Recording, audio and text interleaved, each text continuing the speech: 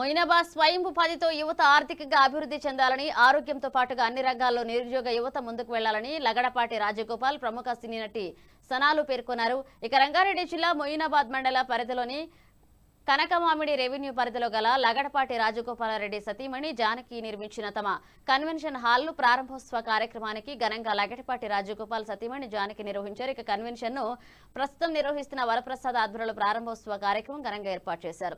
ఈ కార్యక్రమానికి ముఖ్య అతిథులుగా లగడపాటి రాజగోపాల్ జానకితో పాటుగా సినీ యాక్టర్ సనార గజల్ శ్రీనివాస్ పాల్గొని ప్రారంభించారు. అనంతరం ఏర్పాటు చేసిన సన్మాన సభలో మాట్లాడుతూ దేశంలో నిరుద్యోగ యువత ఉద్యోగాలు లేవని నిరుత్సాహపడకుండా సాయం ఉపాధి వైపు తమకు వచ్చిన ఉపాధిని లక్ష్యంగా ఎంచుకుని ఏర్పాటు చేసుకోవాలన్నారు. స్వయం ఉపాధి కుటుంబ ఆర్థిక ఉపయోగం ఎంతో మెరుగుపడుతుందంటూ తెలిపారు. దేశంలోనూ రాష్ట్రంలోనూ గ్రామీణ ప్రాంతాల్లోనూ నిరుద్యోగ యువత ఉద్యోగాలు రాలేవని అధైర్యపడొద్దని సూచించారు. ఈ కార్యక్రమంలో కనకమామిడి సర్పంచ్ శ్రీదివ్య, మురళీధర్ రెడ్డి, వరప్రసాద్ తదితరులు పాల్గొన్నారు.